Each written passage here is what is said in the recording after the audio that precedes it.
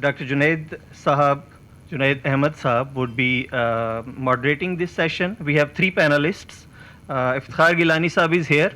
We are waiting for Murtaza Shibli Sahab and Khalid Iqbal Sahab to start. Considering the paucity of time, I would request the first panelist and the rest also to please keep your opening statements to 10 minutes each so that we can have ample time for discussion. Please.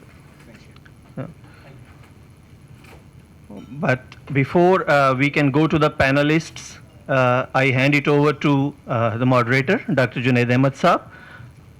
It's up to you, sir.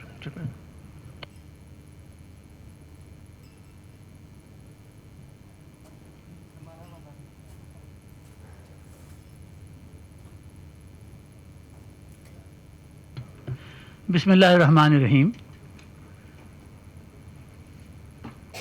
I must acknowledge that this is the first time in the last at least 50 years of my life that I remember very well. I'm now 64, so I remember 50. I have not seen a conference on the subject ever. And I must compliment the Institute of Policy Studies, that they had taken, and Khalid has taken this initiative of organizing this thing. That's great. And the sessions that I've heard up till now in the rising Hindutva and extremism, what we have talked about up till now is their extreme behavior and their attitude towards Dalits and all other minorities, Muslims, Christians, Sikhs. And the rioting that happens in India is a regular feature. They even attack churches on a regular basis. Every third, fourth day, a church is attacked in India. Now, all these things are one side. In addition to that, the atrocities which are committed against women is also a part of a very serious issue that is developed in India. Although infanticide and feticide are banned in India, and although there are protection for women's rights also, but we must remember that Manusmriti, which is the main basis of Hindu attitude towards women, actually clearly states that the only function of a woman is to beget sons for her husband. There is no other job. And she has to be kept uneducated and illiterate in order to continue to serve her husband and the family well. Now, with this kind of a situation, please remember that infanticide is so common in India that according to even their own figures, there are 3 million infanticides that happen annually, and 6 million feticides happen annually. As a result, what's happened? According to the 2011 census, the male-female ratio in India has been buggered up. For 1,000 men, there are 940 women. In the upper caste Hindus of northern India, which is Punjab and Haryana and Uttar Pradesh, etc., the ratio for boys is for 1,000 boys, there are 300 girls. Now you can understand why India has become rapistan. Why so much of molestation? In addition to this, their practice of Devdasi, about 20 million girls are Devdasis every year. What is Devdasi? Girls handed over to the mandars and to the pandits to serve as their concubines and child prostitution and everything else. Now, this is also another side of the Hindutva which we have not talked about as yet. And this is basically what India is as an apartheid state. With this opening remarks, may I request Mr. Iftikhar Gilani to please present his views. Bismillah ar-Rahman ar-Rahim. Actually, this topic is I think the response is within how the society is responding to the rising extremism of the Hindutva. So I divided into three. That's the political, media, and the civil society. On the political level, actually, what actually happened to India? Is it TV? I think. मैं request किया था. If I had requested organizers that if अगर ये TV cameras बंद हों तो मैं I can speak anything. आप छोड़ दें इसको, इस पोर्शन को छोड़ दें. So then I don't think I would be able to. The problem actually what happened in India, that is the left which used to have a very considerable and a very important space in the Indian political society. The left space has squeezed over the years. Or I'm quite astonished to see when we go to West Bengal, we see those left cadres who are जो कि Communist Party of Marxist या Communist Party of India के cadres होते थे, and they are now joining the BJP in droves and drones. And so it is so astonishing that a kind of a class which used to give an ideological confront Hindutva ideologically confronted through its literature, क्योंकि mostly तो Muslims तो हमेशा से जो है they were not in a position to confront the RSS in any way. It was always the left which used to confront them through its literature or through the and through the intellectually. That space has squeezed. That is one thing that which has happened to India over the years. And number two comes now the main political party of India, that is Congress. The response of the Congress to the situation which is developing in India. In 2004, when the BJP, in 2002 when the Gujarat riots happened, after that all the secular, liberal, democratic forces in India, it had actually it had hit them quite very badly. So the CPIM General Secretary at that time, Harkishan Surjit, he consolidated those forces. He had consolidated democratic liberal forces. He convinced Congress Party to abandon its Panchamari resolution, Panchamari brainstorm, because the Congress Party in India, if you see, they have three resolutions. One resolution which was they had adopted soon after Sonia Gandhi becoming the president. That was in Madhya Pradesh, Panchamari. That was that they will go alone in the elections. They will not tie up with anybody. They will go alone. They will regain the space which they have given to the other forces. Because of this 2002 Gujarat riots and to the continuous nudging by the Harkishan Singh Surjit, Jilani Sahib was there at that time, you must remember.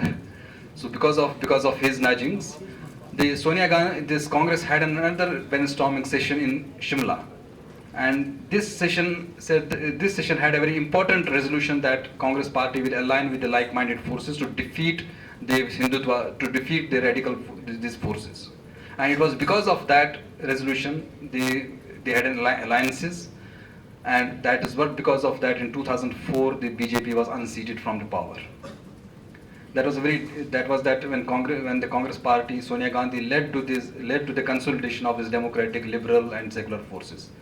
But currently it is entirely a different situation. Currently now the Congress Party's new president Rahul Gandhi, his strategy is quite different. His strategy is not to consolidate liberal, democratic or secular forces.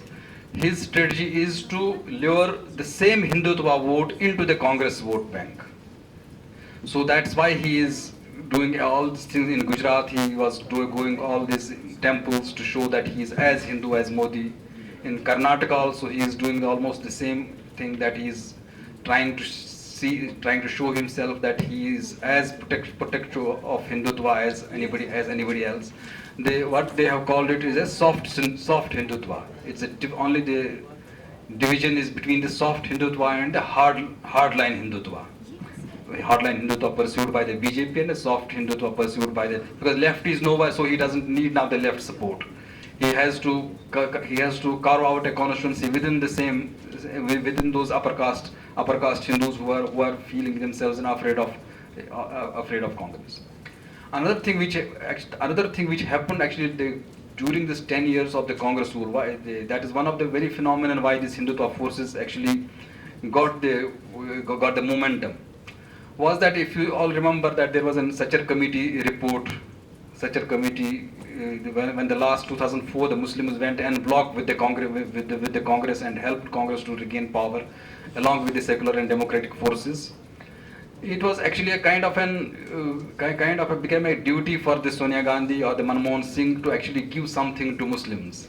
Because of that, a Sachar committee was appointed. It was a very high-powered committee which was presided over by the Prime Minister himself. Justice Rajendra Sachar was its head. And they they gave a kind of an it was a very eye-opening report which came out how Muslims are disempowered in various sectors in India. It gave its. I remember when this report was being presented in the Prime Minister's office. There were a few media persons were also invited. I was also there. The Prime Minister's Prime Minister's Principal Secretary was there. National Security Advisor was there. Many secretaries. Sonia Gandhi was also there. But there was a conspicuous absence of the Cabinet Secretary. Cabinet Secretary was not there. And after that, there was one Zafar Mahmood, Dr. Zafar Mahmood, who was the official nominee in the committee. He was the Chief Commissioner of Income Tax, and he was on behalf of the Prime Minister office. He was actually the officer on special duty of that committee. He had to wind up the commission, so he had to meet the Cabinet Secretary, and he met the Cabinet Secretary, and out of it's as per his, I'm quoting him, that 76 slides he showed to the Cabinet Secretary. Out of that 74 he rejected. He said, it's a secular country, how can we have a special program for Muslims? How can we have an affirmative action program for Muslims? How can he rejected? And then I remember there was on the recommendation of the Sachar Committee, Ministry for Minority Affairs was created. And the Ministry for Minority Affairs, the first secretary, he was a Maharashtrian, Hindu Pawar, I don't remember his name. He was a quite very industrious kind of a secretary, bureaucrat. When he took over, he invited some of us journalists to his office, had a lunch, and he wanted to know that he has become the first secretary of the Ministry of Minority Affairs. What can we do for the Muslims? All people that they gave him suggestions. I also gave him some suggestions.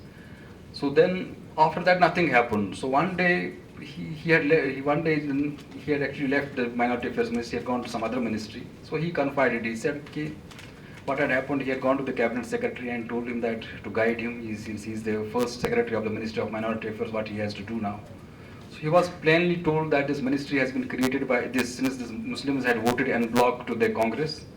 So the ministry has been created to show Muslims that we are doing something. You don't have to do anything. He was told that take as much budget as you can for publicity, not for the actual not for doing anything. You take and what this ministry did, they publicized to the hilt what the government is doing for the minorities, and this created a reaction within the majority community. This was one of the major reasons of the rise of this reactionary Hindutva against the Muslims. Again, it did such a great disservice to the Muslims rather than serving them anything else. After 10 years after when the Professor Kundu, he was also appointed by the government. When he actually gave an overview of that what has happened on 10 years after the Sachar Committee report, he mentioned that nothing has happened on ground. Nothing has changed on the ground. There is the Muslims. They continue to be on just 3% in their services. They are continue as a 3%. They continue to be they continue to be non-representative in various sectors. But what has happened? This undue publicity and over publicity, it created a kind of a situation where we are right now. So the Congress party's response is to actually lure Hindu voters back into its fold, so that it comes back to the power, not to consolidate the secular or democratic forces. So tomorrow just Narendra Modi, there is still a 65% chance of his coming back to power. So be prepared for that. Even if he doesn't come to power, Rahul Gandhi becomes the Prime Minister of India, there will be hardly any change vis-a-vis Pakistan. There will be hardly any change vis-a-vis India, because he will come to power riding the same Hindutva vote, they are just trying to divide Hindu vote, not to divide Hindu vote, to get a portion of Hindu vote, so that they can mix it with those other votes, so they will come back to power. Number two is the media. It's nothing. The situation of Indian media right now, it is totally it's kind of a situation because this government hardly cares about media. This government knows where they know these journalists. They are no use of it. So better if you have to just set the journalists right, get to their owners. So many media, there has been, you must have been reading what has happened with what is happening with the NDTV, the kind of squeeze around this NDTV, because this was the one channel which had stood against this government, which had actually tried to highlight many things which other media houses are not highlighting. And there is internal pressures, there are external pressures, it's very difficult because I myself in the media I am at a very responsible positions. I feel those pressures day in and day out. This it's so there is hardly any response from the media against this wave of extremism, against the wave of Hinduism. Even some media houses, some TV channels, some Hindi newspapers, they are definitely in part and parcel of that campaign. And there is a Hindi media, there was a problem in Hindi media always, but at least it was not to the level of by the instructions of the government. I remember during this Babri Masjid time when there wasn't riots outside Delhi, there was one Hindu newspaper, that is Dainik Jagran, very large scale, largely popular, very huge circulation of this newspaper in the UP and in these areas. This from a bus had gone from Delhi, it had to go to Aligarh because there was a curfew in Meerut, so this bus was taking a circuitous route. So at one place in the dead of night, some people from this Bajrang Dal or some activists, they laid down, they stopped the bus, got all these passengers, asked passengers to deboard, and they selected the Muslims and killed them. Hindus were, they continued the journey. Some I think the 16, 17 people had been killed from that bus. I remember going to that next this Dainik Jagran newspaper. They came to know that this massacre has happened in some place. So their chief reporter went to the place with the cameraman, and when he saw that he said that he saw these Hindus had been killed, etc. So he told the policeman, कोई और अखबार वाला तो नहीं आया था, तो उन्होंने कहा नहीं और कोई अभी तक तो नहीं आया. So इसने कैमरामैन को कहा कि खबर जो है ना पी जाओ, जैसे हुआ ही नहीं है. But to his misfortune, उन्हीं दिनों वहाँ पर दूसरा न्यूज़पेपर एक हिंदी का शुरू हो गया था, Amar Ujala. When he left, उनका correspondent आ गया. Next day there was a front page in Amar Ujala, but there was no news in the Dainik Jagran. When this man was called out, he said that I am first RSS Pracharak, then I am Hindu, then I am a reporter. So this thing is now over. This media has also taken in a very rightist turn in India. At least news channels are quite rampantly have taken it. They are rampantly taking the way they cover the Kashmir, the way they cover the Muslim issues, the recent circus of this triple talaq, the way they highlight these issues of the Muslim.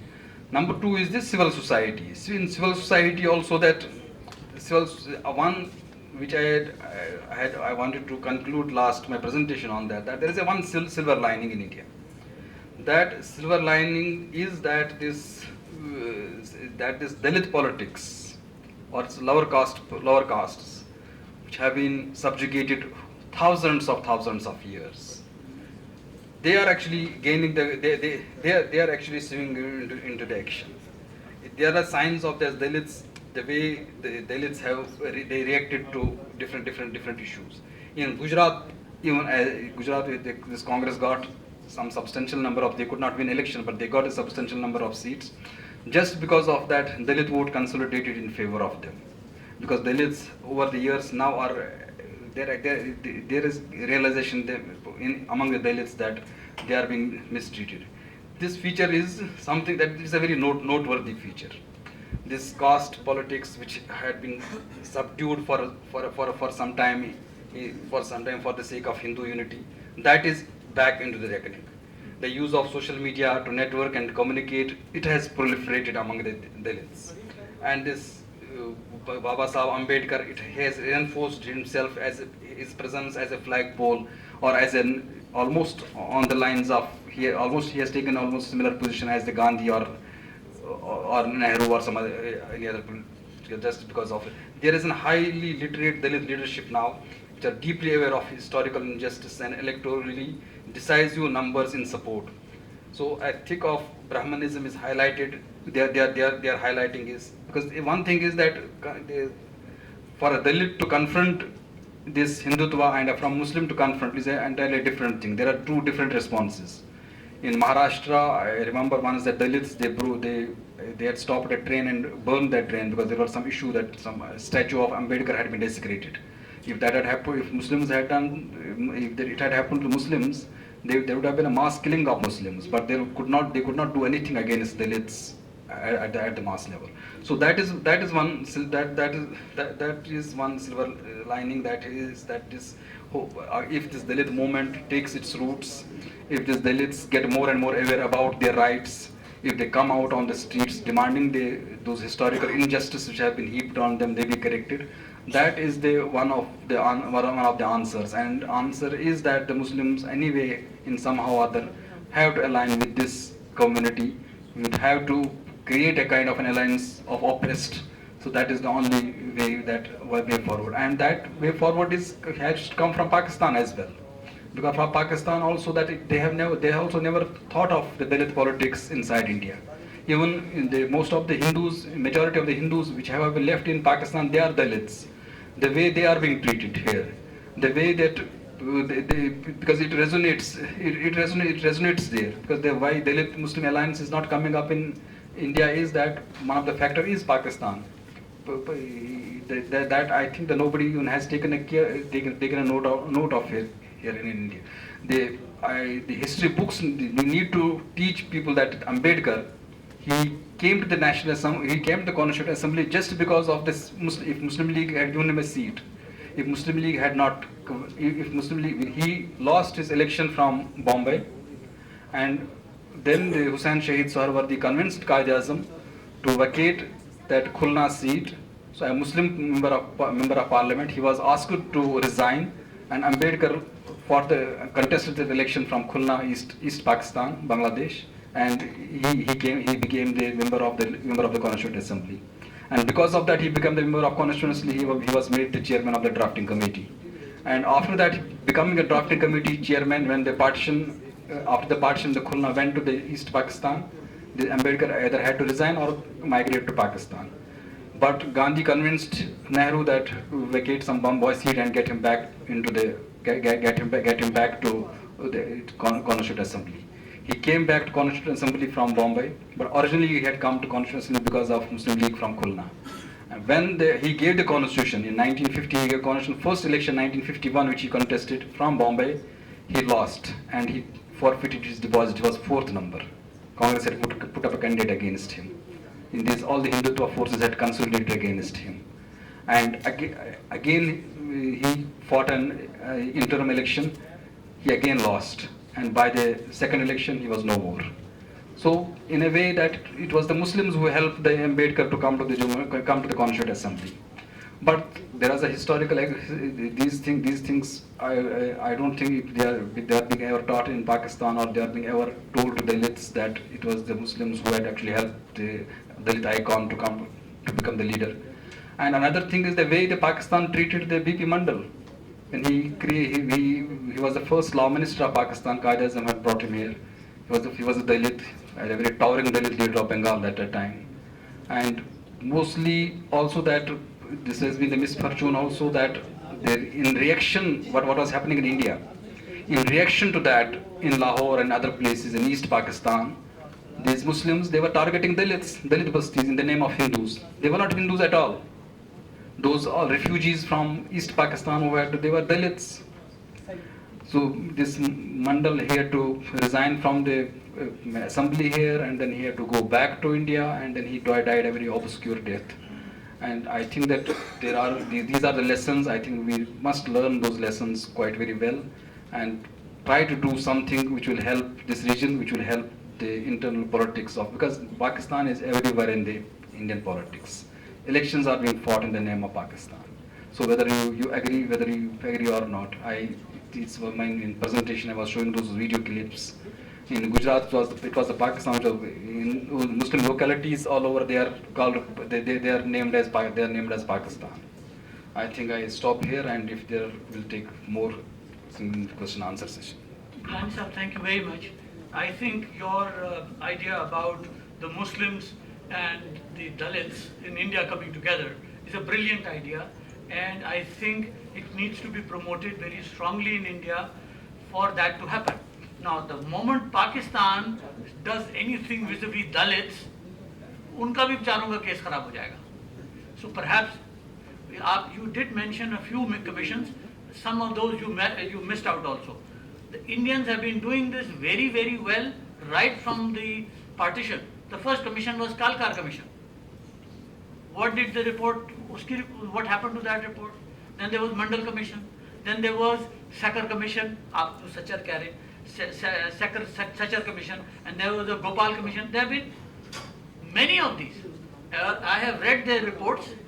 Yes, those reports are as good or as bad as many of the reports that are produced in this part of the world. But the Indian government did a brilliant job of putting them under the rug and just forgetting about them. But the more important thing, which you have not pointed out, which I hope हमने शिबली साहब फरमाएंगे, is what the Indian Parliament has done to give protection to the law enforcement agencies in India. कि भाई, what you want to kill Muslim, go ahead, do it.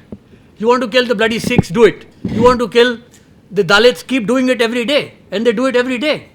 And the insurgencies that are going on in India, and the Kashmir freedom struggle, there are laws that are passed by the Indian Parliament, the so-called democratic secular parliament, which protect their law enforcement agencies against all atrocities, whatever they do. Nobody can do anything. Now, and there is a full legal system that exists. I can give you names of each and every act. And in my book, I have also discussed those. So, that is an internal system that has been so beautifully created. Have commissions, put the reports under the rug, have laws which make sure that you can keep doing what you want to do, and nothing will happen. I will now request Mr. Shibli Faraz. Murtaza Shibli, sorry. Actually, Faraz Shibli साहब हमारे दोस्त हैं. तो इसका मतलब है आपका ताल्लुक भी पीटीआई से है. तो मैं टीवी गौर से देखता हूँ. अच्छा. पीटीआई का मैनिफेस्टो भी लिखा था सर. वो तो है. फिर तो आपको शादी मुबारक हो हजरत. वो शादी का मैनिफेस्टो नहीं लिखा था, क्योंकि मैं तो कंसल्टेंट हूँ. अगर उसका पूछेंगे तो उसके पैसे अलहदा होंगे. जी. तो मुझे एक कथा याद आ रहा है, लेकिन अनफॉर्चुनेटली इसका मैं आधा भूल गया हूँ. इसका ताल्लुक हिंदुस्तान और पाकिस्तान से बहुत ज़्यादा है. आखिरी शेर है, हमारी मोहब्बत भी शिद्दत पसंदी, तुम्हारी अदावत भी रोशन ख्याली. वाह. I can make out the other. I don't remember, unfortunately. The question is this. You asked about what the Indian Parliament is doing. This is a very pointed question. I'll give you an answer in a very short answer. On 7th of February, it's just a few days back, Vinay Katyar, he's a BJP parliamentarian, a member of parliament. He said, he asked Muslims not to live in India and go to Pakistan or Bangladesh. This is what a parliamentarian is saying in parliament. So you can understand what the Indian parliament is doing. Unfortunately, there isn't much that's happening at the moment in India from the responses within. For example, Iftikhar knows much more than me about Indian politics because he has covered it, although I have lived in India for a good amount of period, and we used to live in Delhi and meet sometimes, but I met him today maybe after 15 years or so. The question is, at the moment, the Hindutva is on ascendancy, it's on its peak, and they are trying to control everything. There is a vision which Hindutva has about 2023. 2023. By 2023, they want to turn India into a Hindu Rashtra, the Hindu nation. For that, they are suggesting several things. One of the easiest way that has helped them is to destroy the symbols of that are associated with Muslims, like Babri Masjid, making claim on Taj Mahal that this was a Tajo Mahalo, Mahayo temple, and several others, to reclaim them, attacking Muslim symbols and also wedding them to a history in order to reclaim them. This has really endeared them to the electorate, and everybody thinks, vast majority of them think, well, this is really good. And one of the part of that is also changing history books and also changing the narrative of the history that Aryans were not outsiders, as earlier Iftikhar Gilani rightly pointed out. So the question is that they want to do it, they are reasonably, visibly succeeding in dismantling the very fabric of India of secularism, although I'm a strong believer that it was a false secularism, false pretense of secularism. But of course, there was still an order to it, that they were doing it very slowly for whatever reason that was. And therefore, at the moment, I'll give you, Iftikhar rightly pointed about Dalits, but I'll give you an example. I'll give rather two examples, one personal and one very open. When Samajwadi Party was in power in UP, Uttar Pradesh, some earlier speakers unfortunately mentioned it as something else. They said United Province, but it is called Uttar Pradesh now. In Uttar Pradesh in 2012, I think, Iftikhar, please correct me because you are an authority on these things. It was Samajwadi Party that came into power, and there was anti-Muslim violence there. Muslims were killed. All right. And Shahi Imam, even that time, Delhi's Shahi Imam, Mr. Bukhari, is on record of saying that during the riots, he tried to reach out to different authorities. Nobody responded. Nobody, none at all. And there were then issues, then there were also incidents of rape against, particularly directed towards Muslim women. And nothing happened. Akhilesh Yadav totally abandoned Muslims, although he's from Dalit also. He's also Dalit, yes, Iftikhar? Okay, Yadav. So, recent example, one of my very close friends, I can't mention his name, he is fighting election in Phulpur in UP. And he has managed to get support from Congress. Apparently, they haven't yet decided, but he tells me that, oh, well, they've decided they might not field a candidate, they will support me. But Akhilesh, Samajwadi Party is not supporting me. Can you help? Because I know somebody very close to Akhilesh Yadav. He is his advisor on many things. So I ping him on WhatsApp and say, look, what is your position about this guy? I just want to sound him out. I'll say, oh, no. This guy is too much supporter of Muslims. Although he's a Brahmin, he said, oh, no. We can't even think about him. He is considered as pro-Muslim, pro-Pakistan. So things are getting worse. Even the people banking on Dalit votes will have to adopt to Hindutva, as Iftikhar again mentioned about Congress embracing soft Hindutva image. So time will come whether we have to decide between hard Hindutva and soft Hindutva. Congress has initiated almost all the anti-Muslim pogroms that happened before up until 89. There's enough evidence that Congress strategically employed anti-Muslim pogroms to attract votes and also at the same time threaten Muslims as well. So, and because there were no other challenging forces at the time, this was one of the very easy ways of limiting Muslims articulating any demands about their future, about jobs, just demands, demanding their just rights within the Constitution of India and according to their proportional representation. So Congress very cleverly controlled it because Muslims had existential threats all the time. We have Meerut, Maliana, Bhagalpur, Bombay, Hashimpura, hundreds of massacres of Muslims, and most of them under the watch of Congress. So what is happening at the moment is little bit of noises by the civil society. I was just during the lunchtime I was telling Iftikhar, I wanted to speak to Kavita Krishnan. She is very well known political activist and CPIM Politburo member.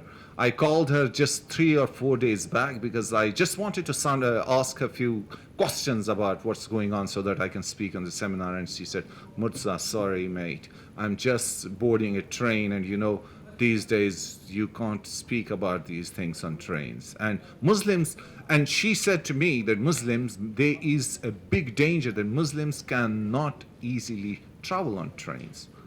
I remember in 90s I used to live in Delhi, and I was very vocal about against what was happening in Kashmir, for example. Very vocal. I did my internship at Television Today. Isaac hadn't started, but they had News Track. There, I remember Madhu Trehan, who now runs News Laundry. I used to have very strong debates about Kashmir, and I could speak about things. You know, it's not possible anymore in India.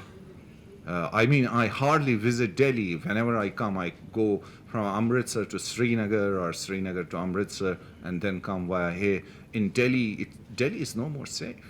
Although I remember up until JNU was okay, I would still go to JNU, and I used to deliver lectures at JNU, had lots of friends there. But it's becoming more and more difficult.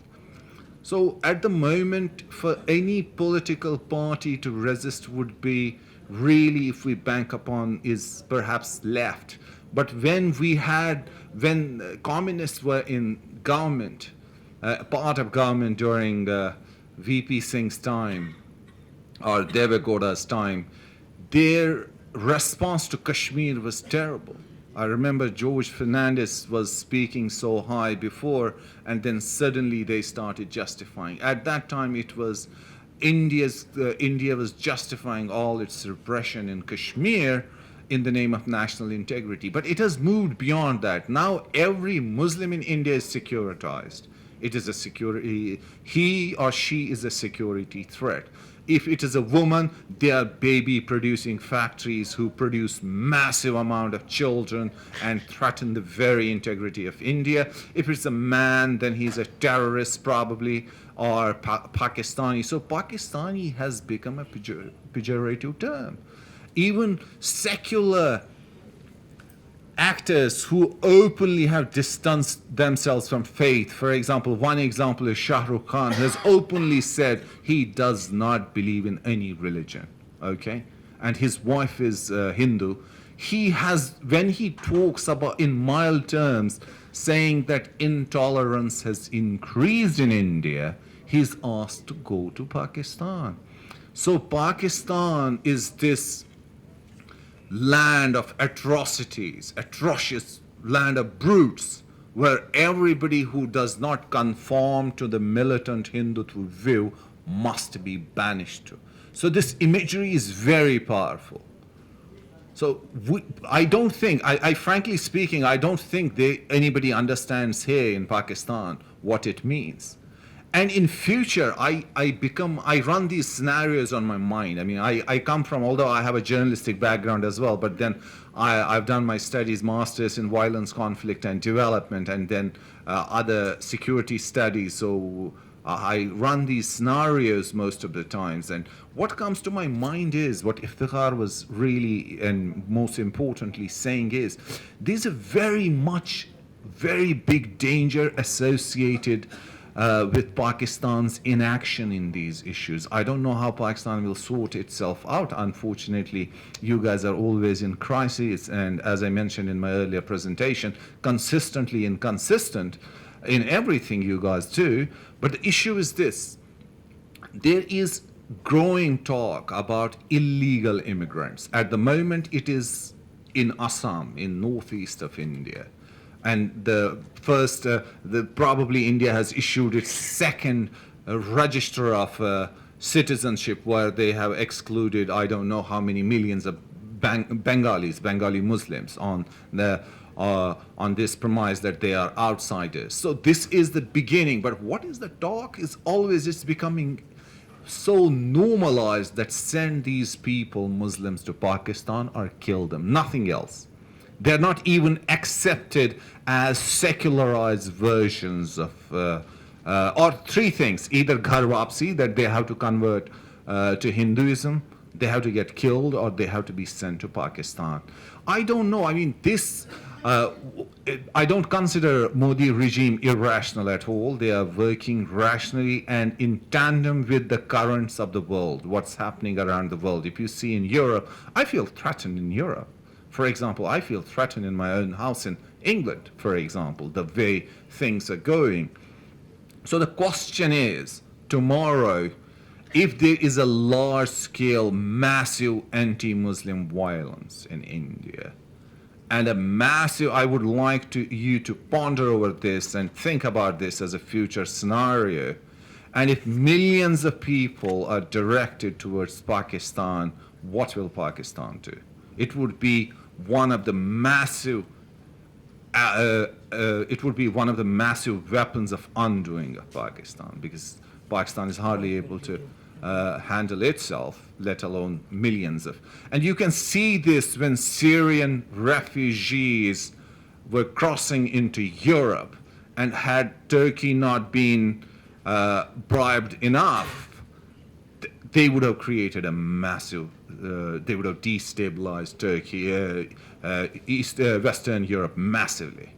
So these things have to be kept into consideration, and I don't think there is much thought given to this at this moment here at all. Internally, JNU was one of the most important universities, one of the most wonderful, and the only institution I wish I had studied there, although I've delivered so many lectures there, but I've never studied, I've never been a student of that university. And now it is completely taken over by Hindutva. To this extent, the militaristic, visions of nationalism is one of the BJP leaders, and even the vice chancellor demanded that a tank be placed on the campus. I don't know why it was necessary. I remember when I was a child, in our area in Kashmir, there was a massive display of arms by Indian Army. It was before the militancy even started, the pro-freedom militancy started, and they ran this campaign कि आइए और अपनी फौज के साथ मिलकर तरक्की को देखें. So one of my teacher suggested that it should be आइए और इबरत हासिल करें ताकि आप कभी कुछ ना कर सकें, सोचने का ख्याल भी ना कर सकें. So these things, under these things, at the moment, the local resistance is very low.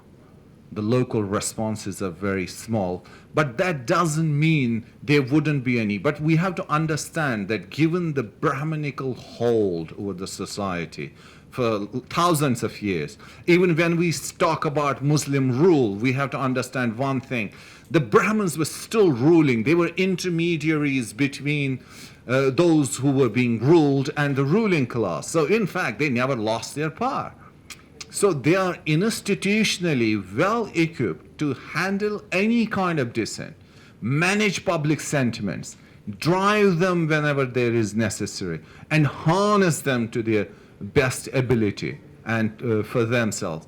So Dalits have been turned against Muslims when we see Babri Masjid, even we see 2002 Gujarat massacre. Majority of the foot soldiers who murdered Muslims were Dalits.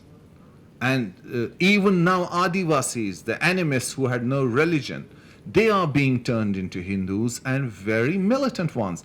And they get funding from America and UK through these Hindutva groups. There is one foundation called Vanavasi Foundation.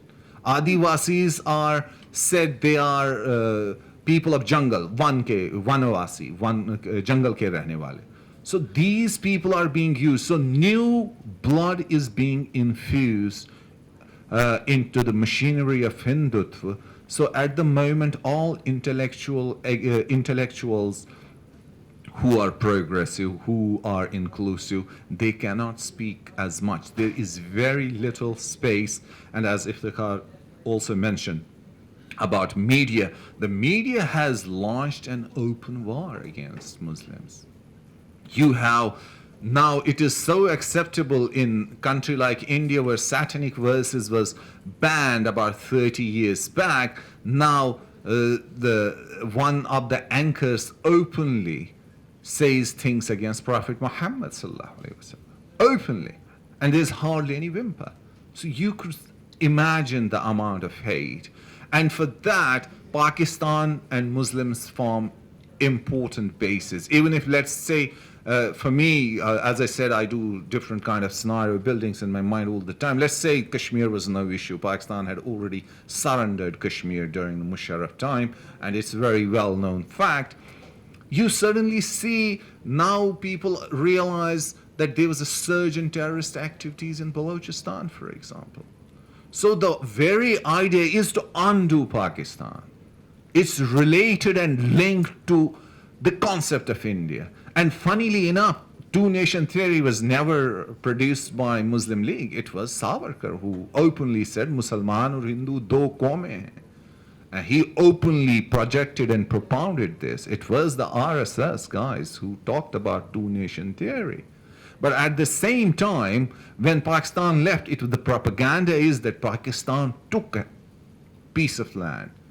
That's why they still call one of the visions of Hindutva is Akhand Bharat, the united India.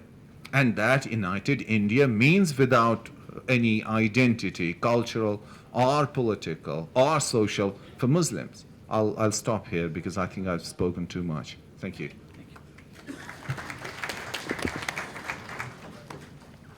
Well done, Murtaza. Very, very well and very articulate. Thank you very much. Khalid Iqbal sahab tashrif le aaye. Ji. Khalid sahab, may I hand it over to you, sir? Thank you, sir.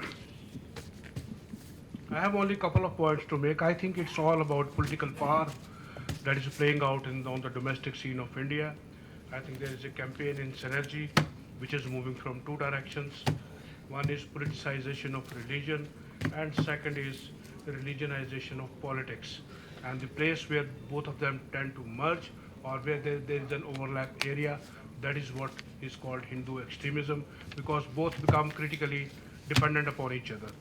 Politicians empower extremist elements of Hindutva, and in return, those elements propel those people who are going to move forward that ideology and turn it into the political setup of political entities of the country. The second most worrying part is the institutional behavior in India, and I will only talk about judiciary.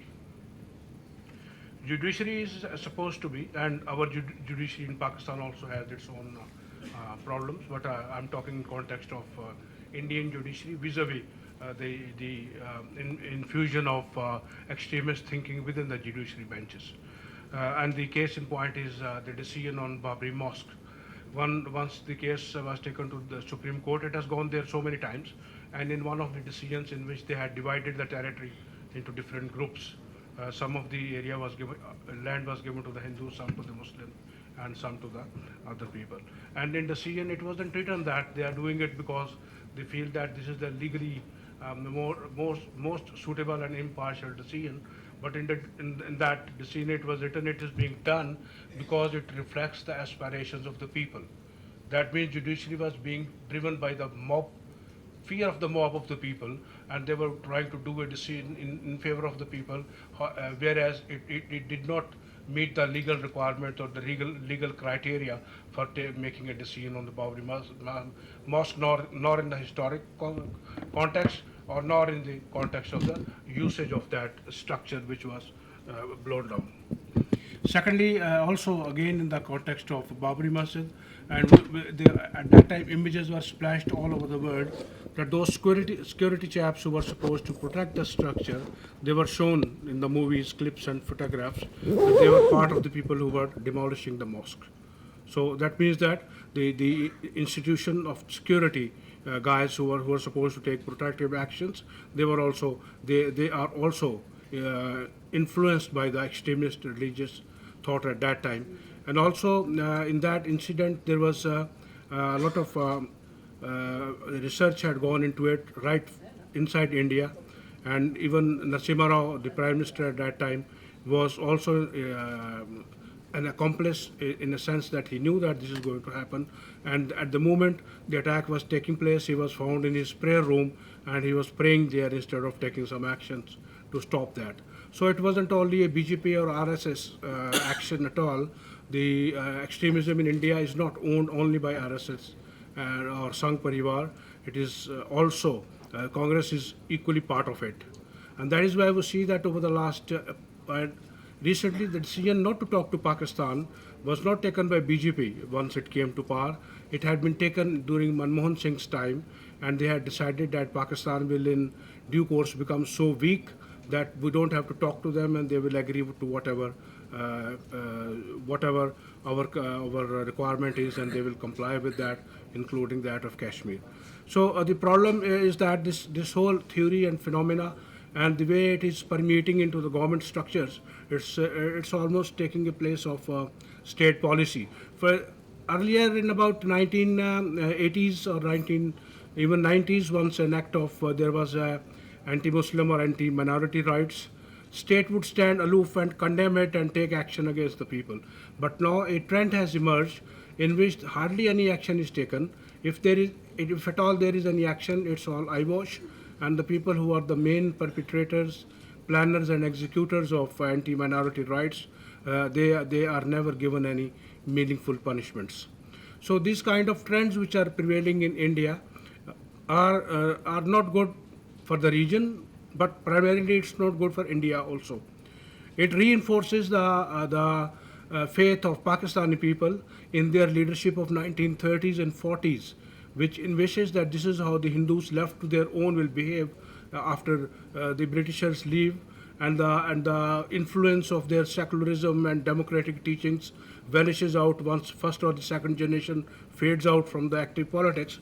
So that is why they envisaged that, and that is how they demanded Pakistan and got one. Probably I think if India continues on its present trajectory of hating the minorities, suppressing them, not giving them even playing field, I think day is not far away when most of the minorities will forcibly ask for separate lands and entities of their own and will join the historic process during which India has been losing territory for so many years. It was a big country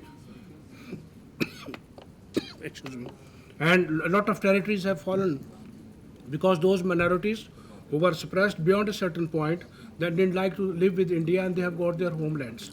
And probably this process of disintegration will further speed up if Indians do not correct the way they are behaving.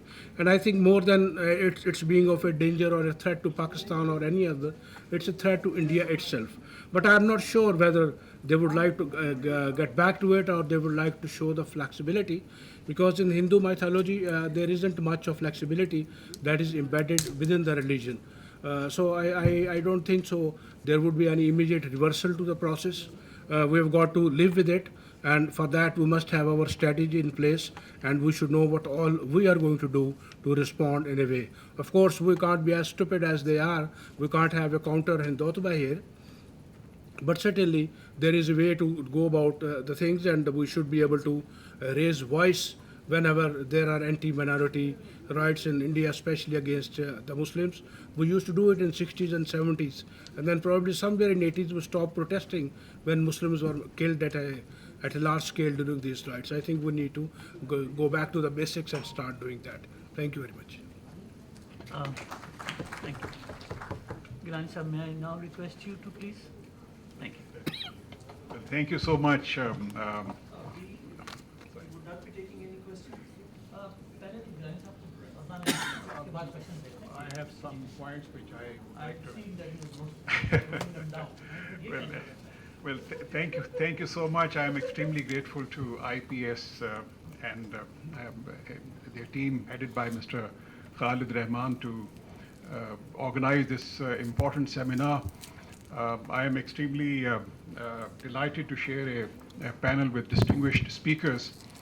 The chair always has this dilemma that most of the points that he has to cover have already been covered by most of the speakers. But I would like to say that it's that having been posted to India from 1999 till 2003, I have personally witnessed the rise of extremism, a rise of Hindutva. At that time, and I have also witnessed the pogrom, the Muslim pogrom that was carried out in the state of Gujarat by the then Chief Minister Modi and his team. I'm sure that in the previous sessions, many of you may have heard about some of the evidence that, or the reports which were carried out by independent sources about the kind of atrocities which were committed against the Muslims. But then Sanjeev Bhatt, a senior police officer, in his own testimony before the Indian Supreme Court, had stated that the pogrom was authorized by the Chief Minister and his team. It was it was a decision made by the cabinet. And then, according to the BBC report, which is, I'm sure that many of you may have seen it, whereby two ministers in Chief Minister Modi's cabinet, it mentioned that they supervised and monitored the massacre as well as and they also directed the mobs towards the Muslim localities. I also saw a book written by or edited by Mr. Siddharth Bharadarajan, and the title of the book is Gujarat, and that book comprehensively lists the kind of atrocities which were committed by these Hindutva forces. A member of the Congress, for instance, the book mentions Mr. Jaffrey, who was also a member of the parliament. When the riots began, most of the Muslims, they sent their women and children to the residence of Mr. Jaffrey, the member of the parliament, thinking that they will be safe there during these riots.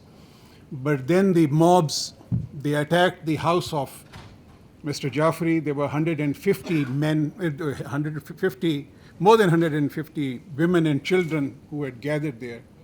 Not only that Mr. Jaffrey was killed, but most of those women and children, they were raped by the mob. And this is something which is also documented so there are many, countless stories which have been highlighted by the Indian media, by almost everybody. It's I also feel that the ideology that is propounded by BJP, or the manifesto which the BJP has, it has mainly focused on 4 issues. And if you look at those 4 issues, they are construction of Ram temple over the ruins of Babri Mosque, a ban on cow slaughter and consumption of beef, repeal of Article 370 of the Indian Constitution, which gave special status to the Jammu and Kashmir, the Indian occupied Kashmir, and accepted its disputed character. And then, lastly, introduction of uniform civil code. Now, if you analyze all these 4 elements of the manifesto of BJP, which is extensively repeated, they are directed either towards the Muslims of India or they are directed towards Pakistan, because I remember that during the riots which took place, whenever the mobs, they would attack a particular locality, and I have in my archive the photographs whereby when a particular locality used to be burnt, the mobsters, they would leave a sign there, Pakistan. So that's the kind of the effort that was being painted at that particular time. And I would second Mr. Murtaza Shibli when he said that Pakistan, there is a narrative that is being created against Pakistan, and it's a very dangerous narrative that has been created, and the Muslims of India. And then if you look at I remember that during the election campaign, for instance, in the state of Gujarat, there were life-sized posters, and I'm talking of the year 2002, after this pogrom that was carried out in the Indian state of Gujarat. Life-size posters, whereby on one side was the picture of Mr. Modi, and on the other side was a poster of General Pervez Musharraf, who was then the president of Pakistan. And the caption down below was that a vote against me would be a vote for Musharraf. And I'm sure that many of you must have seen that that in the recent election campaign at the national level, because the experiment that was carried out by Chief Minister Modi in the Indian state of Gujarat, it became extremely popular.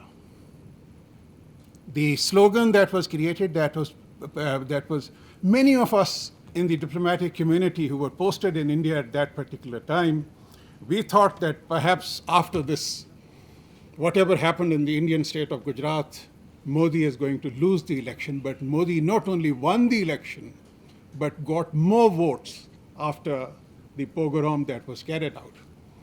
So the same experiment that he did in the Indian state of Gujarat is being emulated at the national level. In the recent election, which were held about 3 years ago, again, the slogan that was raised by BJP, the Prime Minister Modi, was that a vote against me would be a vote for Pakistan and terrorism. So that's the kind of the environment that has been created in India. Here I would like to mention that the irony is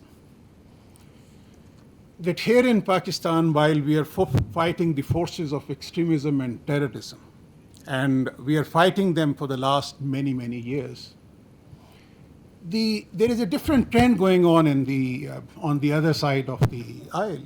In India, the forces of extremism and terrorism are, as a matter of fact, being encouraged.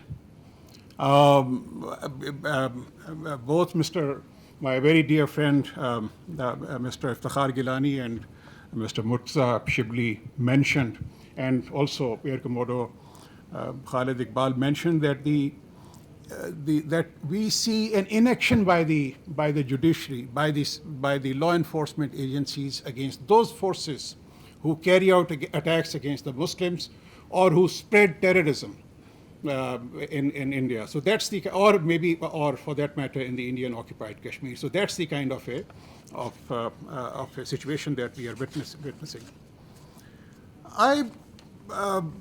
Because of the paucity of time, my remarks were, which I had prepared were a bit longer, but now I'll come down to, briefly I would like to mention the impact of the current environment that has been created by the current government on India's foreign relations, India's relations with the regional countries, particularly Pakistan. As I mentioned, that Pakistan gets mentioned extensively in every election that takes place in India, whether it's the state election or the general elections. But I think the environment that has been created and the kind of statements which are being made by senior BJP leader, they do not give any hope of a rapprochement or a resumption of a dialogue process between Pakistan and India anytime soon. I would also agree with Mr. Iftikhar Gilani that even those forces who claim that they were the secular forces, like Congress party, having witnessed the kind of successes that BJP has achieved in the last so many years, and their ideology is getting more traction even in the educated classes of India. So they have also adopted what is termed as a soft Hindutva, because they feel that if we continue to harp on the ideology of secularism, then our vote bank is certainly going to be depleted. So they have also adopted the same kind of thing. So as I mentioned, that going by the statements which are being made and the kind of efforts which are being made in India by the entire leadership, by whether it's the BJP leadership, whether it's Shiv Sena, whether it's RSS, they do not give any hope. Or even for that matter, in any case, if a dialogue process is resumed, maybe under international pressure, it would be a kind of a pro forma dialogue between the two countries without any substantive or result-oriented results that we are expecting. I'm sure that you must have seen a statement by a prominent BJP leader, Mr. Subramaniam Swamy, who recently gave a statement that we need to break up Pakistan into 4 pieces. You know, that's the kind of sentiment that is being in March this year. That's right, by March. So I think this is the kind of a environment that has been created. I would once again like to thank the organizers for holding this wonderful seminar, and also the panelists who have made very scholarly, excellent presentations on different aspects of the rise of Hindutva that we are witnessing today. Thank you so much.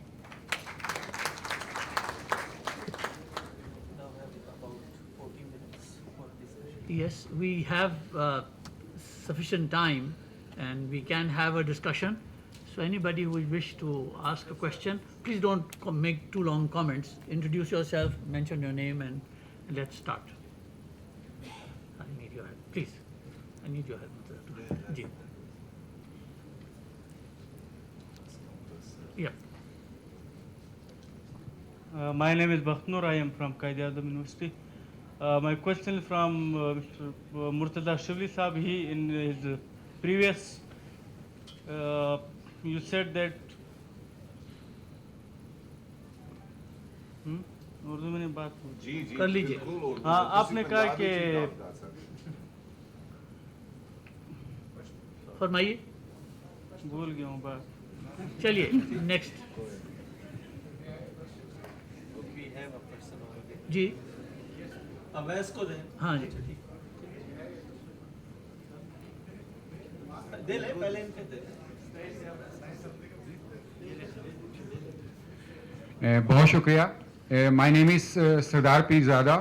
मैं daily नुआवक में columnist हूँ. मेरा ख़ास तौर पर सवाल इफ्तिखार गिलानी साहब से और मुर्तज़ा शिबली साहब से, जो वहाँ पर कुछ अर्सा रहे, कि भारत के अंदर जो मुस्लिम जर्नलिस्ट हैं उनको थ्रेट्स के हवाले से क्या सूरत हाल है, और अगर कोई ऐसी सूरत हाल है तो क्या जो इंटरनेशनल वॉच डॉग्स हैं जर्नलिस्ट को प्रोटेक्शन के हवाले से, क्या वहाँ तक कभी बात पहुँची और उन्होंने कोई रिएक्ट किया? और बहुत शुक्रिया. इफ्तिखार साहब अगर जवाब इनायत फरमाएं. मुसलमान जर्नलिस्ट पहले है कहाँ पर इंडिया में? वहाँ पर जो हम दिल्ली में जो है भी कुछ साल पहले एक ऑर्गेनाइजेशन थी, उन्होंने एक सर्वे किया था about the composition of different communities और composition of different caste in the journalism के हवाले से किया था उन्होंने. तो मालूम हुआ कि जो न्यूज़ रूम्स में, जो मेजर न्यूज़ रूम्स हैं दिल्ली में, देयर आर 3% मुस्लिम्स. तो अब इस 3% में जो है अब वो ऐसी कोई रिप्रेजेंटेशन, मतलब इट्स अ वेरी रेयर. मेरे ख्याल में मेरी ऑर्गेनाइजेशन में I am the only Muslim. हमारे यहाँ सिर्फ एक बहुत बड़ा एक तो वजह उसकी मुसलमानों की अपनी लिटरेसी वगैरह भी है, लेकिन that is the one positive thing which has happened over the years now in the media, in the Indian media, is that कि बहुत सारे कश्मीरी हमारे बहुत सारे आ रहे हैं इंडियन मीडिया में, and they are still at a very nascent news positions में नहीं है, मेजॉरिटी इसमें डिसाइडिंग मेकिंग पोजीशंस में. हमारे इस वक्त तकरीबन दिल्ली में at least 150 Kashmiri Muslim journalist Muslims हैं जो डिफरेंट मीडिया में काम कर रहे हैं. खासतौर पर हिंदुस्तान टाइम्स का जो खासतौर पर वेब है, वेब में तो तकरीबन 18 हैं इस वक्त. माई ऑर्गेनाइजेशन ऑल्सो, हमारे भी वेब टीम में जो है we have just 4 5 Kashmiri Muslim journalist who are in the desk.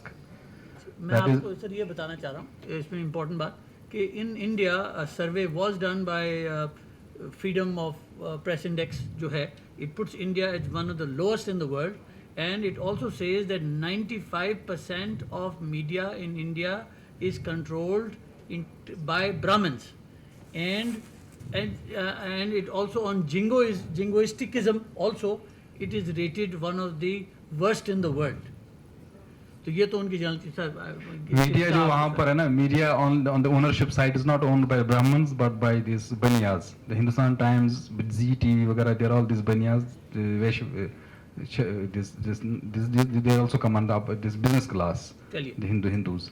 और ये जो है this is one of the very ये जो just mentioning about this, one of the positive trends which is happening. Maybe after 10 years you may see that these people may reach to some deciding level positions. But right now जो है अभी जो मैंने कहा था, एक survey किया था किसी ऑर्गेनाइजेशन ने, तो that it came out that there are just 3% Muslims who are in the deciding positions or who are in the editorial positions in the Indian media. Okay, next. My name is Awais bin Wasi and I work for Rifa International University. My question is directed to Iftikhar Gilani Sahab, that the picture that you portrayed about this saffronization of India and marginalization of Muslims, it reminds me a recent saying which I came across in the press, that it's better to be a cow in India than to be a Muslim. So my question is basically related to J&K, as Gilani Sahab is well aware that Jammu and Kashmir has special place in the vision and discourse of RSS.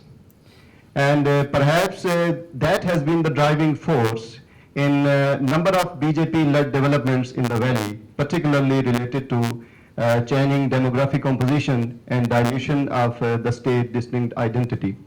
And earlier in the election campaign, there was Mission 44 was being halved to achieve these key objectives. So my question is that given this situation, do you think that in the upcoming state polls, because currently BJP has 25 members out of 87 in the House of State Assembly, so BJP would be in a position to have that 44 figure and would be in a position to change the citizenship laws in Indian occupied Kashmir? Thank you. Actually, I have transcripts from India to Kashmir. Identically, Indira Gandhi as a Prime Minister did the same in 1983, and as a Prime Minister she stayed there for 9 days to actually do against that when the Mirwais Farooq and Dr. Farooq Abdullah had joined hands in Kashmir Valley to contest elections against that the Muslim consolidation. So Jammu is entirely a different case together, and it is a very highly communalized area. लेकिन एक चीज़ जो है that what exactly I want to flag it out is that Jammu itself is a region. It is not a total, Jammu is not the Hindu dominated area. It has 3 regions, Chenab Valley, Pir Panchal and the Jammu Tawi. Jammu Tawi is the only region which is the Hindu majority region.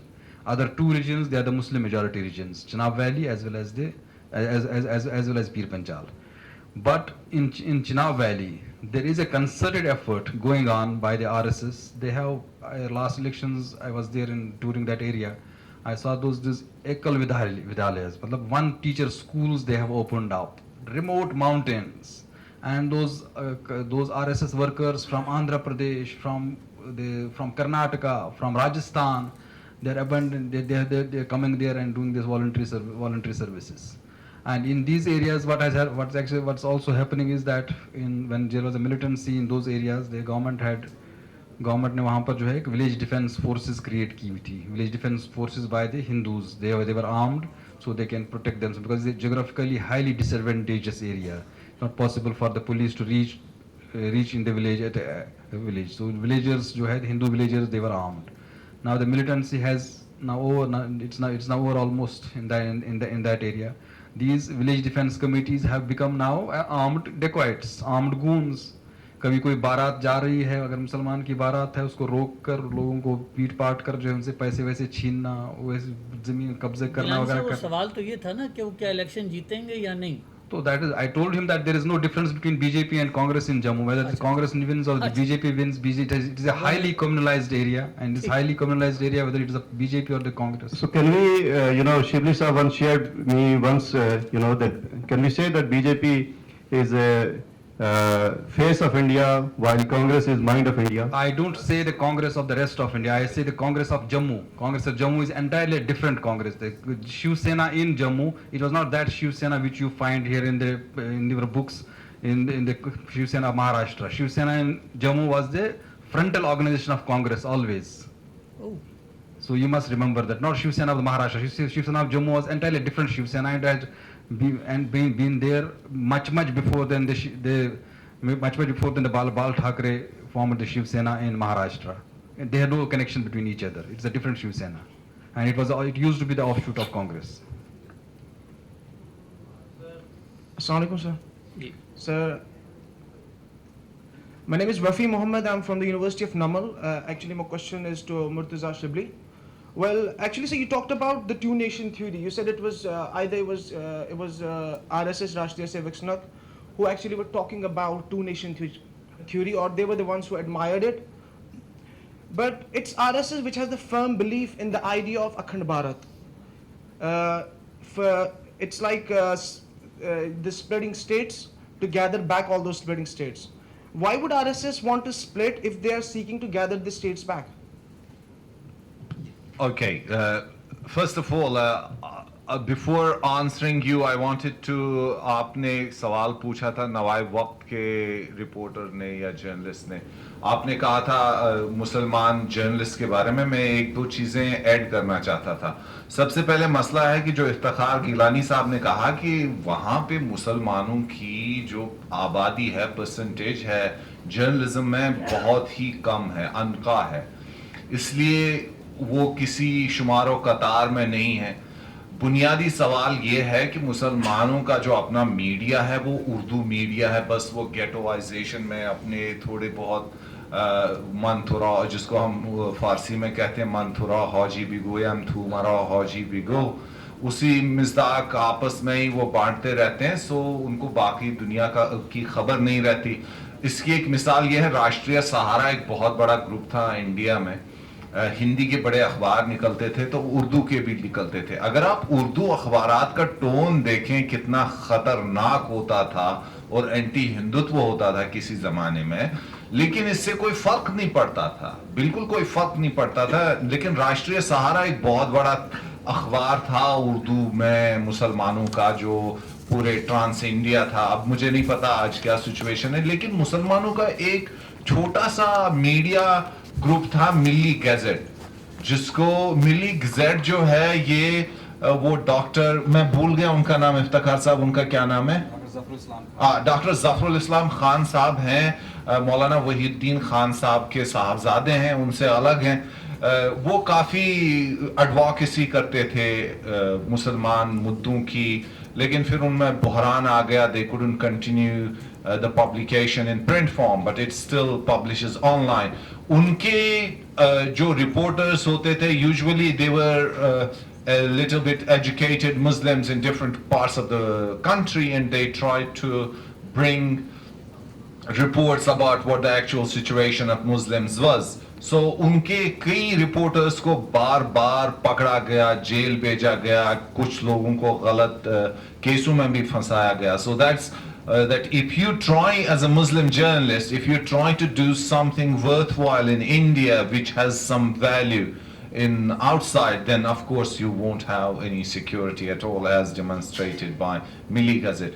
Coming back to your two-nation theory, देखें इनका जो हिंदुत्व का मकसद था, इनका मकसद मुसलमानों पे एक आफाकी jeet hai, so that they can not only bring glory to the Hindutva, to the golden age now, which is now defined as Vedic age, to vanquish, not only to bring glory, but vanquish Muslims at the same time. So, two-nation theory is to testify that Muslims are not human beings because they have been dehumanized. So, therefore, it justifies violence against them.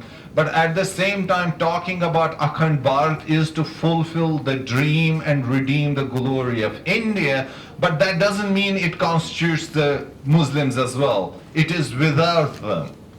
All right. So the main thing is that they want the territory to reclaim the historic Akhand Bharat, which was never there. Somebody said earlier, mentioned that India was a great country losing territory. India was never a country. I mean, it is the Brits who joined it together. Otherwise, there has never been a concept historically of India being a unified landmass with a definite identity. No, not at all. Because Hinduism, even Hinduism is a very modern term. It's actually Brahmanism, which is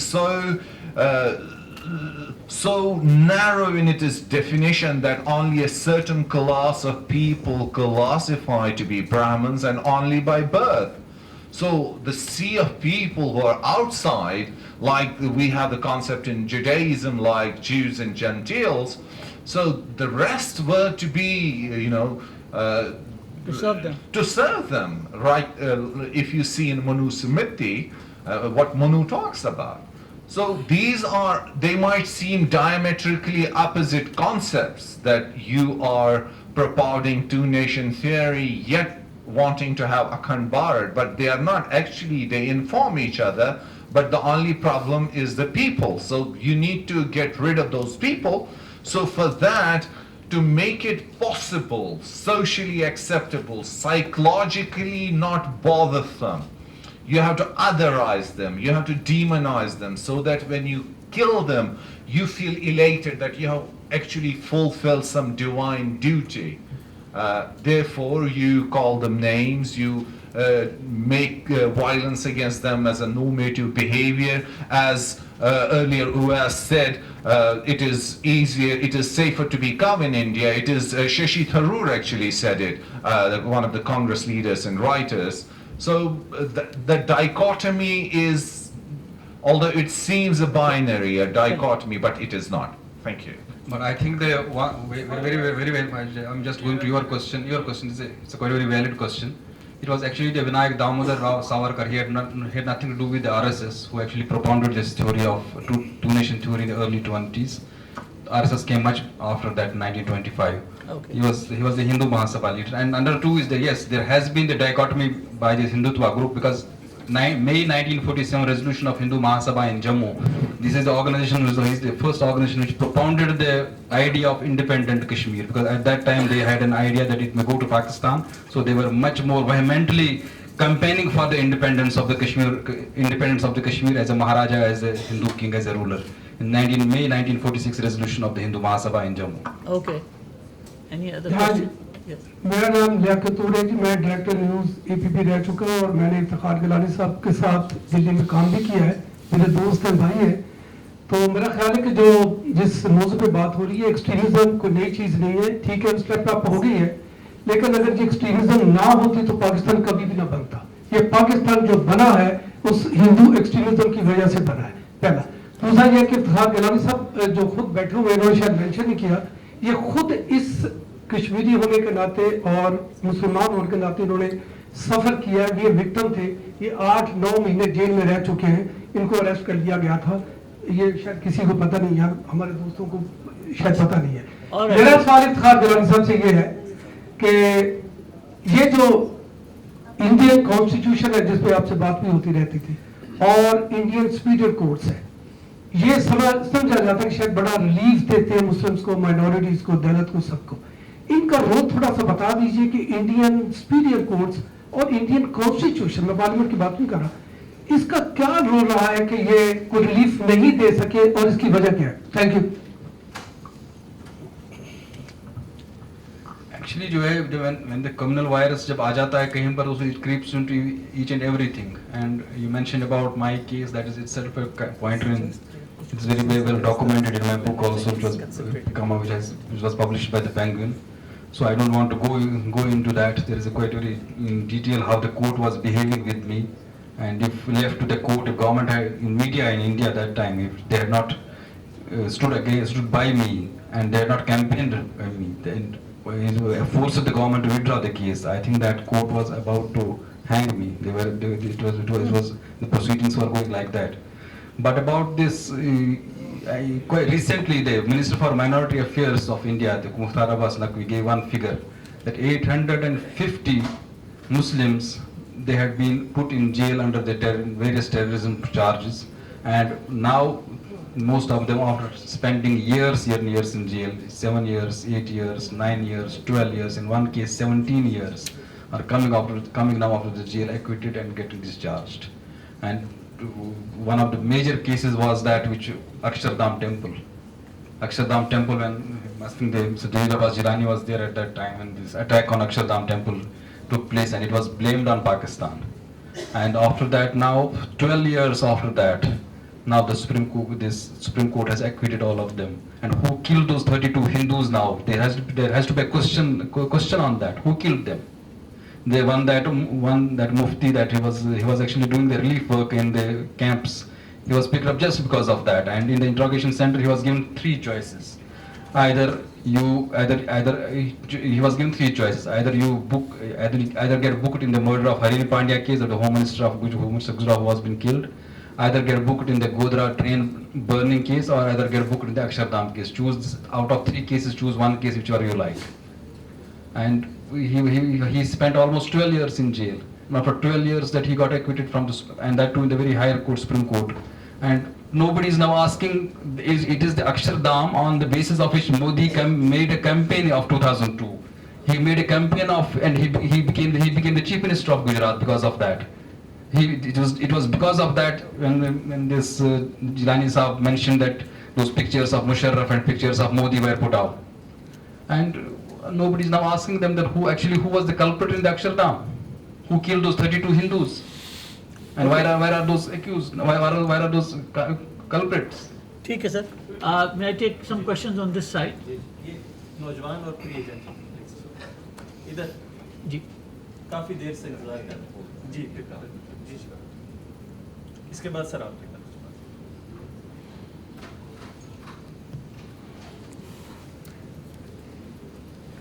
Thank you very much for giving me opportunity to ask a question. I am Harun Rashid, lawyer by profession. My question is from Mr. Gilani and Mr. Shibli. That sitting here in Islamabad, we often hear a same voice from India, and that is of Arundhati Roy. She speaks for the rights of Kashmiris. She speaks for the minorities and Muslims in India.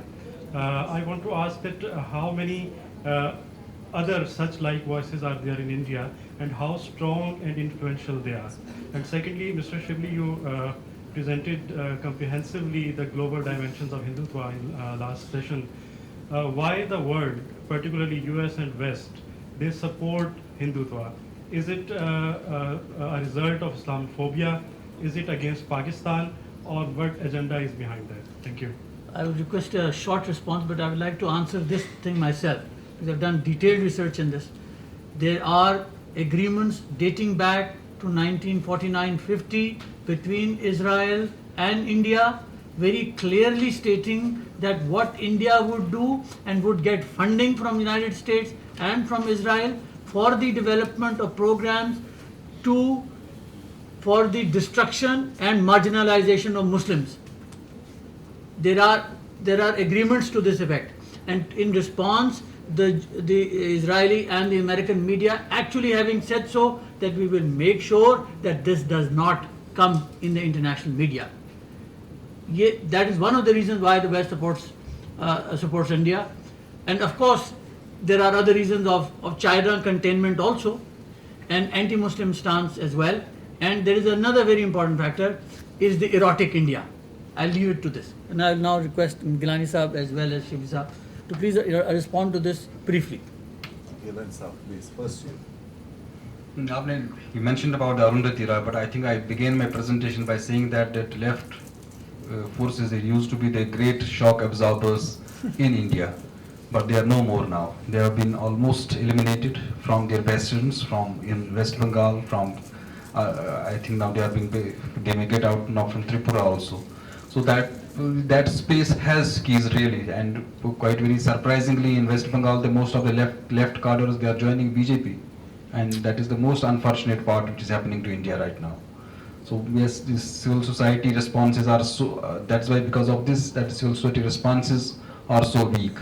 Media, I told you about that. Media maybe after some time, if they see that tomorrow this turn is going on the other side of the Modi, they may start behaving, they may start speaking against him. But right now, I don't see any hope from the civil society or from any media. Urdu में एक बहुत अच्छा मुहावरा है, नकार खाने में तोती की कौन सुनता है.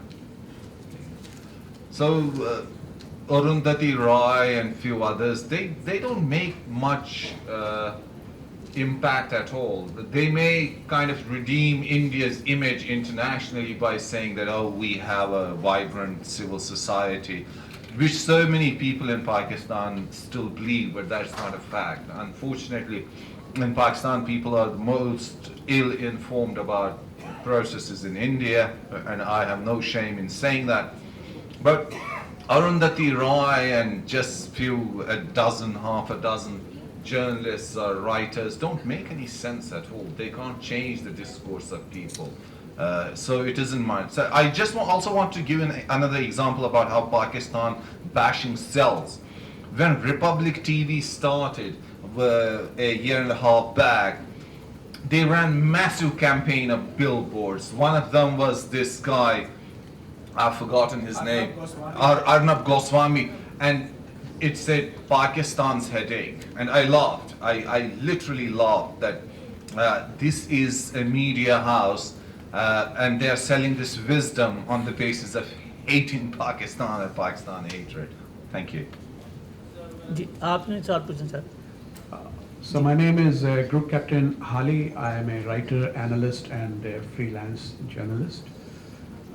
My question is directed to Murtaza Shibli. Sir, I solicit your opinion on Abhinav Bharat, because you mentioned a number of other extremist organizations, and I'm sure you are aware that Himani Sawakar is ex-president since 2008. She's the niece of Nathuram Godse, who had assassinated Mahatma Gandhi, and she is the wife of the nephew of Savarkar himself.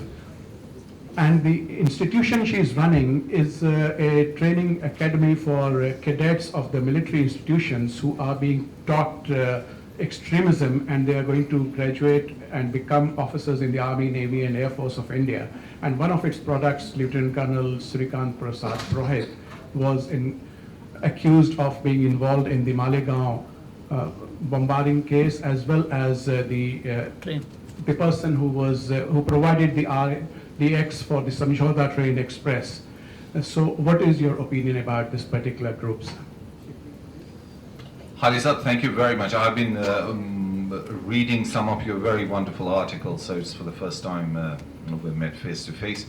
It is very important to understand that the structures of indoctrination have been various, and they have been covert so far, but now they have come to public directly because of the confidence of Hindutva.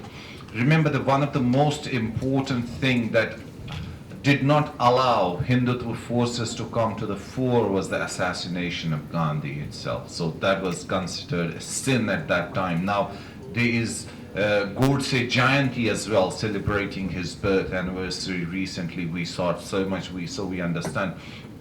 All of these are instruments. In fact, I didn't mention in my study, but I want to draw more. I will need time. One of the Indian American academic mentioned about the degrees of hatred towards Muslims among Indian communities, and he said Gujaratis are the worst. They've been indoctrinated since their childhood to hate Muslims. Marathis are second. because of, that's why we say Shiv Sena and others. And then the third group is Sindhis. So they have a lot of hatred. And if we see the Hindutva groups as well, like L.K. Advani also being a Sindhi from migrating from Pakistan at some point, all these groups have this to normalize violence, even within army. I mentioned it once or twice in my writings, and because of that, my house was attacked 3 times in Kashmir and we had to leave.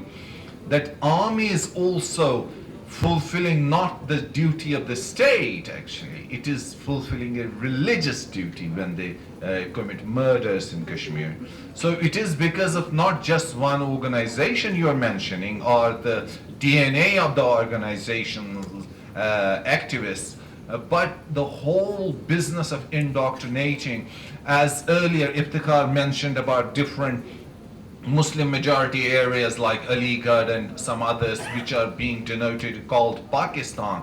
So in my understanding, anthropologically speaking, we are normalizing and accepting the violence against these areas because this is Pakistan, this is enemy, this is very, very dangerous enemy that is working over time to undo the idea of India, Mahan Bharat and Akhand Bharat and Prachin Bharat.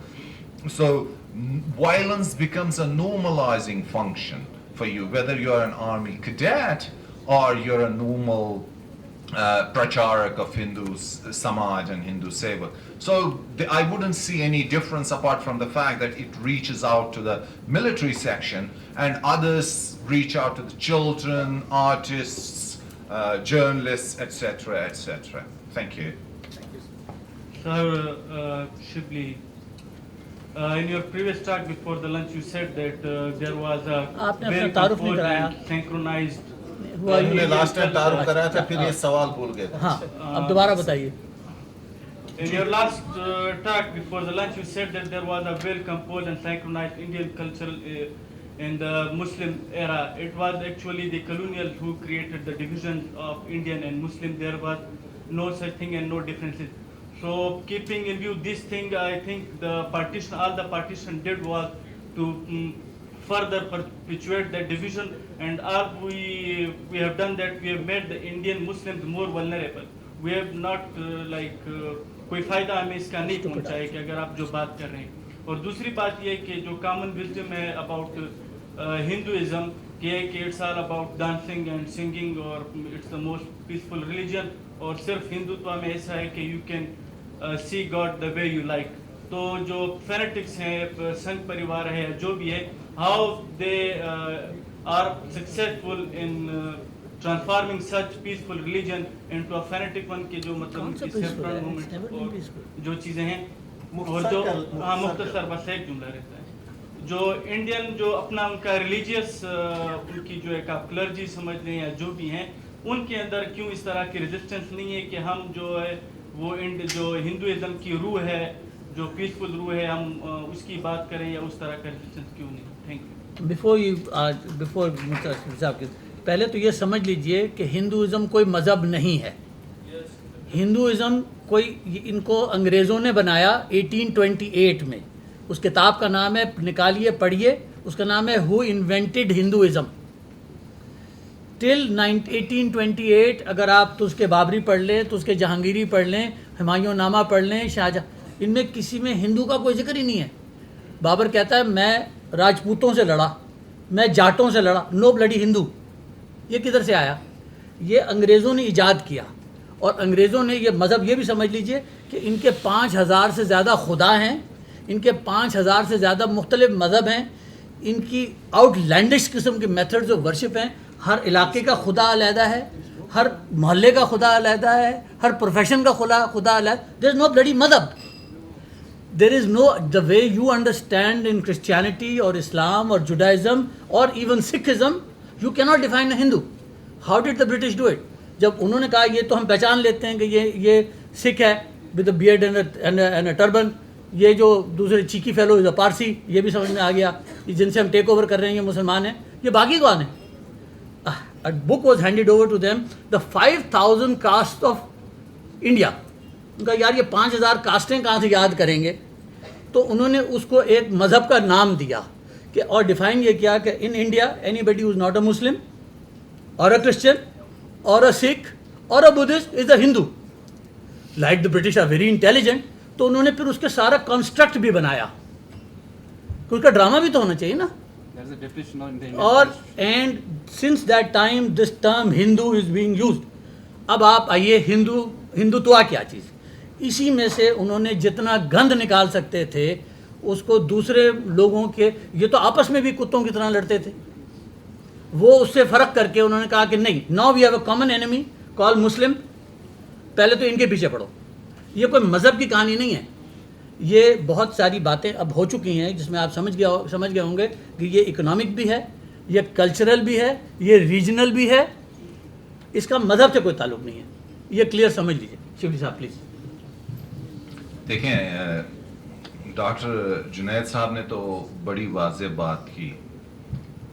मसला आपने कहा कि आपने अपनी तरफ कहा कि आप लोगों की वजह से हिंदुस्तान में मुसलमानों के मसाइल हुए, हालांकि हकीकत ये नहीं है. हिंदुस्तान में मुसलमानों के खिलाफ फसादात तो 1923 से शायद शुरू हुए थे, इन 1920s, और उसके बाद बढ़ते बढ़ते इस कदर बढ़ गए कि ultimately Quaid Azam realise that no, we need to have a separate space, separate country.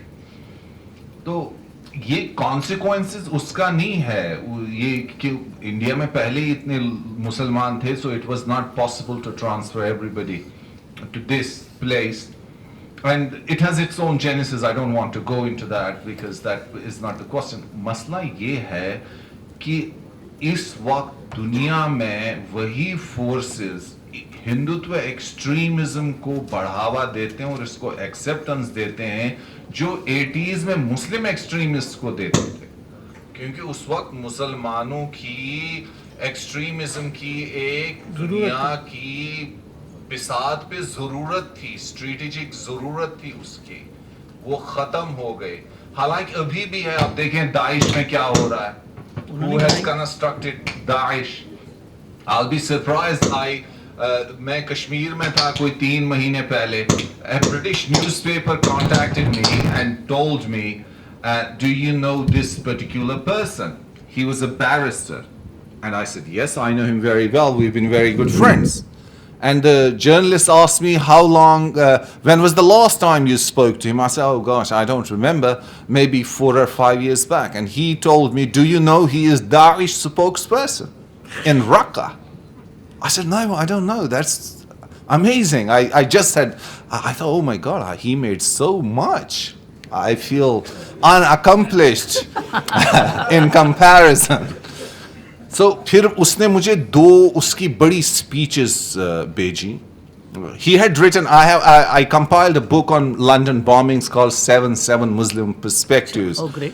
It's very well known book. It got a rave reviews, even in Daily Mail. But it was just because of my own connections in British media industry rather than anything else. Because Peter Oborne has been a very close friend of mine, so I asked him to write a review for Daily Mail. But others also obliged, and I wrote myself one for The Guardian. I used to do some work for Guardian at the time. Question is, then I really genuinely was worried about this guy. I wrote a piece for that, but my Pakistani newspaper rejected it. Then I got it published in Counter Punch in America. There is incontrovertible evidence that these people in Raqqa were transferred safely by the US to some other fronts. So there is a function, there's a mechanism why all this is happening at the moment. And one of the reasons is to undo Pakistan as well. I don't see it as a rivalry between India and Pakistan. I see it a massive humanitarian tragedy. If this happens, if you see the continuous violence in Afghanistan, what is the reason? Why is it going, despite having the Americans spending trillions of dollars of money in America, billions of dollars of money in Afghanistan? Why is it still? And who is? There are always these reports you see in Western press that Daesh people are now going to Afghanistan. Just ask for 1 second for yourself. Who is transporting these guys? Are people giving them visas, entry fee like Schengen visas to travel from all the way from Iraq and Syria to Afghanistan? Who is transporting them? It needs a massive wherewithal. And then you have other contradictions as well. Of course, Pakistan has internal challenges and contradictions, massive contradictions, and so much unmanageable things from bureaucracy to military to politicians. But outside forces are at the moment at work, you have to understand, to undo Pakistan. And Hindutva is one of the projects, unfortunately. So चलिए sir मैं एक सिलसिले में I want to take advantage of this gathering and like to share something with you. There is a book, और अगर आपने ये नहीं पढ़ी है तो खरीदिए और पढ़िए. No Exit from Pakistan, by an American author, No Exit from Pakistan, Daniel Marquet. 267-page book. I will summarize it for you in 40 seconds. He says in that book that Pakistan and United States have always, ये बात शिबली साहब ने जो कही है मैं उसको आगे ले जाके आपको बात समझा रहा हूँ कि ये कहाँ से आ रही है. America and Pakistan has always had a very inconvenient relationship. We have never trusted the Pakistanis, and the more money we give to the Pakistanis, the more they hate us. In spite of this, we cannot exit from Pakistan for 3 reasons. Mirza Sahab, note कीजिए. Number 1, Pakistan is such a large nuclear and missile program that in order to keep an eye on it, we have to engage with Pakistan. Number 2, Pakistan is the only country in the world which is the closest relations with civil and military establishment of China. To keep an eye on China, we have to engage with Pakistan. दोस्ती की वजूहात तो देखें. And the third one, Pakistan is such a large army that if it decides to go rogue, then it will not only destabilize the region but the whole world. अब आपको don league समझ में आया. आगे चलिए. And what we have done is we have kept Pakistan in a managed destabilized. Gilani साहब आप तो अमेरिका में रहे हैं कि we have kept Pakistan in a managed destabilized position ever, and we have done that by buying Pakistani leadership. Their politicians, the civil military bureaucracy, their journalists, their media, and Pakistani leadership sells itself for a pittance, for as low as a visa to United States or a scholarship for a son or a daughter. And I have a personal witness to all of this.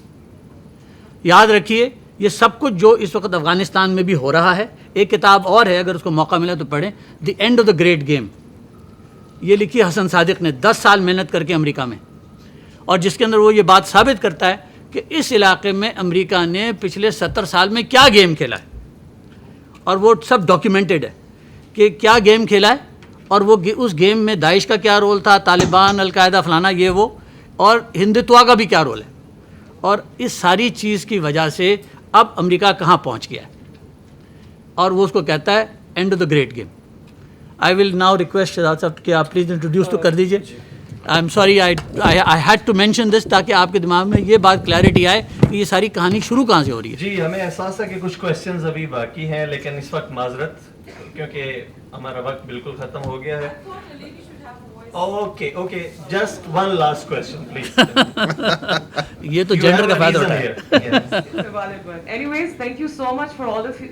It was really informative. Thank you for arranging this beautiful seminar, though I attended the half of it. So my last but not the least, my question is regarding Indian media obsession with Pakistan. They're very jingoistic, they're very opinionated, they're very loud. So I'll just quote a little example. Surgical strikes that occurred on 29th September 2016. Alleged. So either it's their visual media, either it's their print media. You can see that obsession there. In the print media, when I was going through the food section, I noticed something. Food section they were celebrating surgical strikes by the discount that they give on burgers. They gave top-up recharges 25% free in order to celebrate surgical strikes. There is this movie, so usko celebrate karne ke liye they made this Ravan, Pakistan ko Ravan bana ke they did that. So my question is, this obsession that their politicians have, this obsession that their media people have, their cricketers have, okay fine, we can understand international media isn't batting an eye on the human rights conflicts that are going on in India, But why isn't our media doing anything about it? Why isn't our media framing this thing, and why aren't they using it? Why isn't our establishment making a narrative and making some policies? There are researchers, there are good researchers here, there are good policy makers over here. We I are just- discussing these things, but we are not finding a solution for it. We are not making a policy regarding it, or maybe I don't know that much. That's why I directed this question. Madam, I just gave you the answer. Why aren't you doing this? It is because your leadership is sold for a pittance. That's the reason. Your media is also purchased for a pittance. And I'm personally aware of this. Thank you very much. And so is the Indian media. May I intervene, sir? Please, sir. With your permission. So is the Indian media. Once we realize that there's nothing free in this world, nothing is free. So everybody is paid the price for what he is saying, be it media, be it American think tank, or be it anything. Once we correct our perspective and get over with economics of the things, where the money is coming to move such things, or where is the emotional or the ideological pushing is there. So we realize that a lot of money is being circulated for these kind of purposes. So who is doing that and why it is being done? There is only one or two sources where we start, if we start doing the calculation or backtracking, these things tend to get merged on the top of it. For example, Taliban, who is financing the Taliban insurgency in Afghanistan? Let me give you one short example. Once the American logistics enter Afghanistan from any of the routes they are following, the moment they are in Afghanistan, the security is being provided by the warlords of Afghanistan, war-come drug lords, who employ Taliban in turn to provide the security. So once the convoy of 60 vehicles, 70 vehicles enters Afghanistan, so it is given to that kind of a commander of the Taliban in that area, and he is being paid by the warlord of America in direct payment. Okay, so the whole thing, the amount comes to 500 to 700 million per year. That is only on one hand. So once you try to correlate these things, तो सारे के सारे जो तांते वो चल के वहाँ पे आते बांधते और जो है इनकी all the things what all we can do, the details and intricacies, we come to a conclusion that money source and money funding is one, and it is being coming from all that being distributed and creating so many dynamics, ripples in the world, and it is not without any aim. It is with a specific or many specific purposes. So it is being done in that way. So we must not be oversimplistic. We must not be oversimplistic saying that why Pakistan is not doing this. Chair has pointed out certain realities of life. These do exist. Not only in Pakistan, but also in India. What is India doing via Hindutva is an overall strategy game of contain China. That suits America, that suits India. So that is where they are together. The moment that goal is not there, they will also fall apart. Thank you. And just a parting sentence. This was in my mind and my tongue, but I keep quiet. Sir, the two of you can talk to each other after the program. Usually when there is seminar, there are deliberation. After deliberation, we give recommendation and we may make recommendation, then we make policy. I'm asking you, all of you, we came together this from all over the world, from morning to evening. What we were doing today, if there is no policy, if there is no solution, what we were doing today? I will have no regrets submitting that we accept our failure, being able to respond to your question or comment, whatever it is. But we have to say sorry that we cannot entertain any more questions. I should not fail in my duty to thank you all before we hand it over to Chair to formally conclude the session. Thank you. Well, Can I just one sentence? It is the panacea of all the ills is your strength. Your strength may not help Muslims or the Kashmiris so much, or the Muslims in the region, but your weaknesses affect them very much. Well,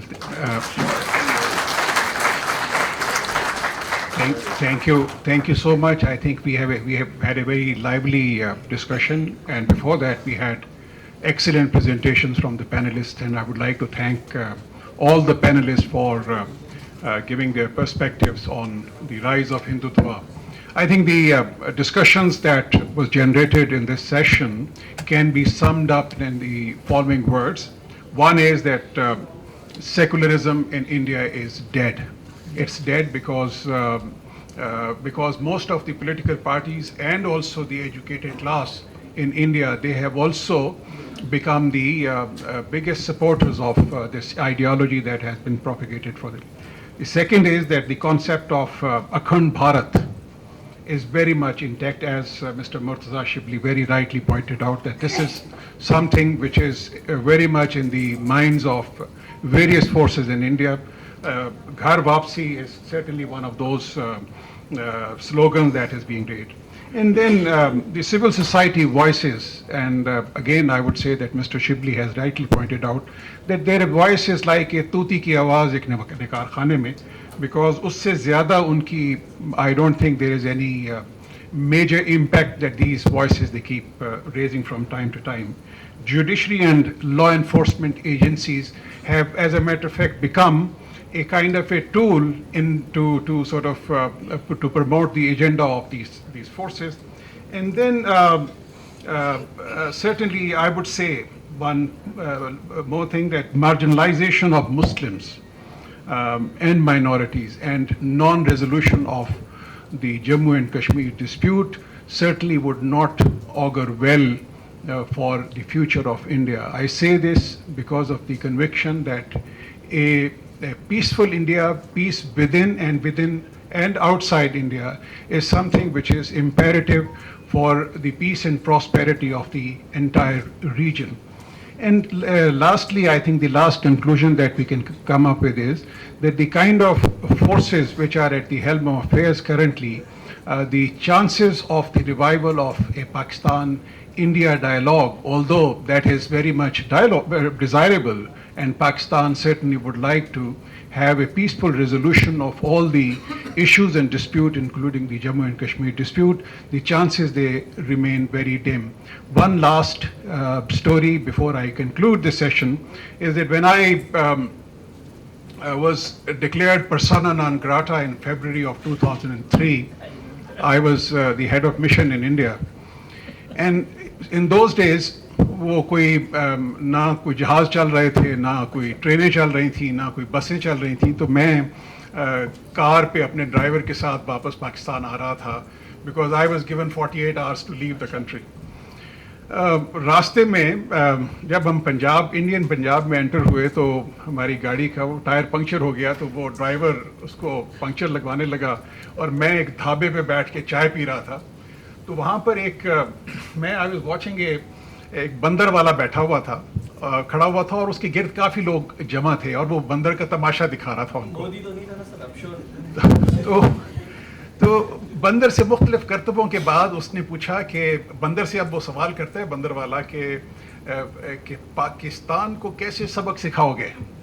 Or suddenly the bandar who had a wooden toy gun suddenly does this, and so the indoctrination that is taking place is not only confined to the human beings, but also it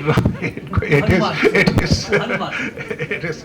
So thank you so much. I think it was a wonderful session, and we enjoyed it thoroughly. Thank you. Thank you very much. The last thing, please. The last thing is to present the mementos to our chair and moderator. Thank you. Khalid Iqbal sir, you and Amanullah Khan sir, please.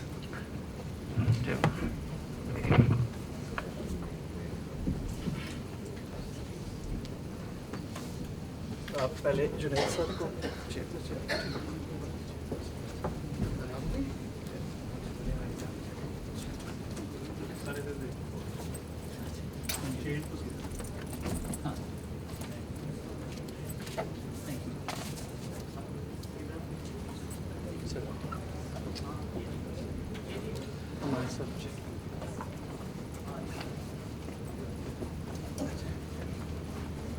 Thank you very much for participating.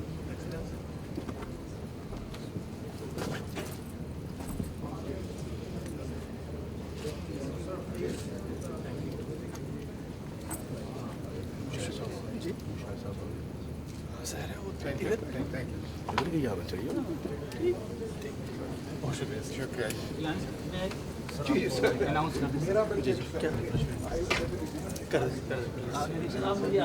you.